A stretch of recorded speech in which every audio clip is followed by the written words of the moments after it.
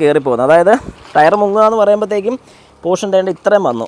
Okay, ഈ ഒരു പോർഷനാണ് വെള്ളം വന്നിരിക്കുന്നത്. അപ്പോൾ ഈ ഒരു പോർഷൻ എന്ന് പറയുമ്പോൾ ഇതിനകത്തും സിമിലറായിട്ട് ഓടിക്കാം, അല്ലാതെ വേറെ ഓപ്ഷൻ ഇല്ലല്ലോ എന്ന് പറഞ്ഞുകൊണ്ട് ഓടിക്കും. അങ്ങനെ ഓടിച്ച് കയറി കഴിയുമ്പോഴത്തേക്ക് അമ്മേ രക്ഷപ്പെട്ടു, ഒരു കുഴപ്പം പറ്റിയില്ല. നമസ്കാരം, ഞാൻ രാകേഷ് എം ജി. നമ്മുടെ വാഹനം വെള്ളത്തിൽ കൂടെ ഓടിയതിന് ശേഷം, അതായത് നമ്മുടെ വാഹനം നല്ലൊരു വെള്ളക്കെട്ടിക്കൂടെ ഓടുകയാണെന്ന് സങ്കല്പിക്കുക. അങ്ങനെ ആ വെള്ളക്കെട്ടിക്കൂടെ ഓടി അപ്പുറേ കടന്നു, വേറെ കുഴപ്പങ്ങളൊന്നുമില്ല. അങ്ങനെയാണെങ്കിൽ എന്തെങ്കിലും കാര്യങ്ങൾ ചെക്ക് ചെയ്യേണ്ട ആവശ്യമുണ്ടോ? ഇങ്ങനെ ഒരു സംശയം എൻ്റെ ഒരു സബ്സ്ക്രൈബർ ചോദിച്ചിരിക്കുന്നത് കാർത്തികേയനാണ് ചോദിച്ചിരിക്കുന്നത്. ചോദ്യം ഇങ്ങനെയാണ്: വെള്ളത്തിലൂടെ ഓടിച്ചു, എൻജിൻ ഓഫ് ആയില്ല, അങ്ങനെയെങ്കിൽ പിന്നീട് എന്തൊക്കെ ശ്രദ്ധിക്കണം? നല്ലൊരു ക്വസ്റ്റ്യനാണ്. ശരിക്കും പറഞ്ഞാൽ ഞാനൊരു എക്സാമ്പിൾ ഒന്ന് പറഞ്ഞുതരാം. ഞാൻ ഇതിൻ്റെ ഒരു ഫ്ലഡ് എഫക്റ്റഡ് ആയിട്ടൊരു വീഡിയോ ചെയ്തിട്ടുണ്ട്. അതിനകത്ത് കുറച്ച് കാര്യങ്ങൾ വ്യക്തമായിട്ട് പറഞ്ഞിട്ടുണ്ട്. ഒന്നുകൂടെ ഏതായാലും ഒന്ന് മനസ്സിലാക്കിച്ച് തരാം. അതായത് നിങ്ങളുടെ വാഹനം ഇപ്പോൾ ഒരു വെള്ളക്കെട്ടുള്ള സ്ഥലത്തൂടെ, അതൊരു ഫ്ലഡ് എഫക്റ്റഡ് ആയിട്ടുള്ളൊരു ഏരിയയിൽ കൂടെ പോയി നിങ്ങൾ ശ്രദ്ധിച്ചില്ല, വാഹനം വെള്ളത്തിലോട്ട് ഇറങ്ങി കഴിയുമ്പോഴായിരിക്കും നിങ്ങൾ ശ്രദ്ധിക്കുന്ന വാഹനം വെള്ളത്തിലാണ്, എന്ത് ചെയ്യും എന്നുള്ളൊരു ചോദ്യം വന്നു കഴിയുമ്പോൾ നമ്മൾ ആദ്യം ചെയ്യുന്നൊരു കാര്യമാണ് ഓടിക്കാം, അല്ലാതെ വേറെ ഓപ്ഷൻ ഇല്ലല്ലോ എന്ന് പറഞ്ഞുകൊണ്ട് ഓടിക്കും. അങ്ങനെ ഓടിച്ച് കയറി കഴിയുമ്പോഴത്തേക്ക് അമ്മേ രക്ഷപ്പെട്ടു, ഒരു കുഴപ്പം പറ്റിയില്ല. ഇതായിരിക്കും നമ്മുടെ അന്നേരത്തെ attitude. Okay, whatever it is. അപ്പോൾ അങ്ങനെയാണെങ്കിൽ ഞാൻ ജസ്റ്റ് ഒരു കാര്യം ഒന്ന് പറഞ്ഞു പോയേക്കാം. നമ്മുടെ വാഹനത്തിൽ ഒരു പരിധി, അതായത് നമ്മുടെ എയർ ഫിൽറ്ററാണ് പ്രധാന സംഗതി. അതായത് ഈ ഒരു പോർഷനകത്തോട്ട് വെള്ളം കയറി കഴിഞ്ഞാൽ തീർന്നു, വേറെ കൂടുതലൊന്നും നോക്കാനില്ല. അതായത് എയർ ഫിൽറ്ററിൻ്റെ പൈപ്പ് വരുന്നത് വേണ്ട ഈ ഒരു പോർഷനിലാണ്. പല വാഹനങ്ങൾക്കും ഡിപ്പെൻസ് ആണ്, ചിലത് കുറച്ചുകൂടെ മേളിലായിരിക്കും, കുറച്ചുകൂടെ താഴെയായിരിക്കും. ഓരോ വാഹനത്തിനും അതിൻ്റേതായ രീതിക്ക് മാറ്റം വരുന്നുണ്ടായിരിക്കും. അപ്പം ആ ഒരു പോർഷനകത്ത് വെള്ളം കയറിയിട്ടുണ്ടെങ്കിൽ തീർന്നു, നിങ്ങളുടെ വാഹനത്തിൻ്റെ എഞ്ചിനകത്തോട്ട് വെള്ളം കയറും. പിന്നെ ചോദിക്കുന്നൊരു ചോദ്യമാണ്, സൈലൻസറിൽ വെള്ളം കയറി കഴിഞ്ഞാൽ എഞ്ചിനിലോട്ട് കയറില്ലേ എന്നുള്ളത്. വാഹനം ഓഫാകാത്ത സാഹചര്യം ഉണ്ടെങ്കിൽ, അതായത് വാഹനം ഓഫ് ആയിട്ടില്ലെങ്കിൽ ഒരു കാരണവശാലും നമ്മുടെ വാഹനത്തിൻ്റെ ടെയിൽ പൈപ്പ് അല്ലെങ്കിൽ നമ്മുടെ സൈലൻസർ യൂണിറ്റ് വഴി വാഹനത്തിൻ്റെ എഞ്ചിനിലോട്ട് വെള്ളം കയറില്ല. 100% നിങ്ങൾക്ക് ഉറപ്പിക്കുക. അതുകൊണ്ട് വെള്ളത്തിലോട്ട് ഇറങ്ങിപ്പോയോ ഒന്ന് RPM കൂട്ടി, അതായത് ഗിയേഴ്സ് ഡൗൺ ചെയ്ത് ഓടിക്കാൻ ശ്രമിക്കുക. ഇനി അടുത്തൊരു പോയിന്റ് പറഞ്ഞുതരാം. നമ്മുടെ ഏകദേശം ഈ ഒരു ടയർ മുങ്ങുന്ന രീതിക്ക് വെള്ളം കയറി, അല്ലെങ്കിൽ ആ ഒരു വെള്ളത്തിൽ കൂടെയാണ് നമ്മൾ ഓടിക്കുന്നതെന്ന് സങ്കല്പിക്കുക. ഇത്രയും പോർഷനുണ്ട്, വളരെ പതുക്കെയാണ് നമ്മൾ കയറിപ്പോകുന്നത്. അതായത് ടയർ മുങ്ങുക എന്ന് പറയുമ്പോഴത്തേക്കും പോർഷൻ തേണ്ട ഇത്രയും വന്നു.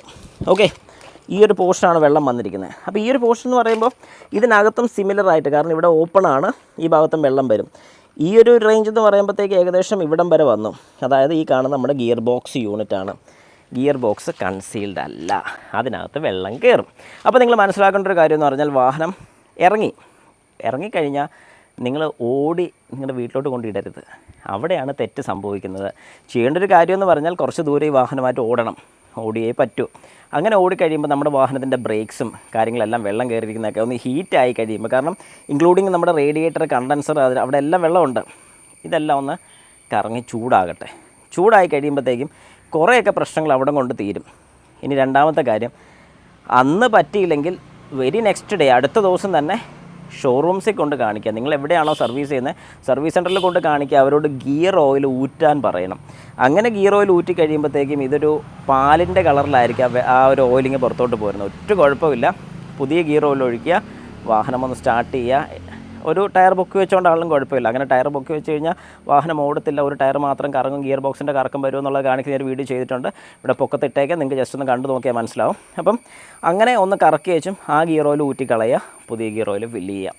ഇങ്ങനെ ചെയ്ത് കഴിഞ്ഞാൽ വാഹനം ഇനി മുമ്പോട്ട്, അതായത് കുറച്ച് നാൾ കഴിയുമ്പോൾ, ആദ്യത്തെ കുറച്ച് ദിവസമൊന്നും ഒരു പ്രശ്നവും കാണത്തില്ല, അത് കഴിയുമ്പോഴത്തേക്കും ഗിയർ ടൈറ്റ്, ഗിയർ വീഴാത്ത ബുദ്ധിമുട്ട്, അങ്ങനത്തെയൊക്കെ പ്രശ്നങ്ങൾ വരാനുള്ള സാഹചര്യങ്ങളാണ് ഉള്ളത്. അതുകൊണ്ട് ഈ പറഞ്ഞ കാര്യം കൃത്യമായിട്ട് ചെയ്ത് കഴിഞ്ഞാൽ ഒരു കാരണവശാലും നിങ്ങൾക്ക് ഗിയർ വീഴാൻ ബുദ്ധിമുട്ടോ ഗിയറിൻ്റെ റിലേറ്റഡ് ആയിട്ട് പ്രശ്നങ്ങളോ കാര്യങ്ങളോ ഒന്നും വരുന്നതായിരിക്കത്തില്ല.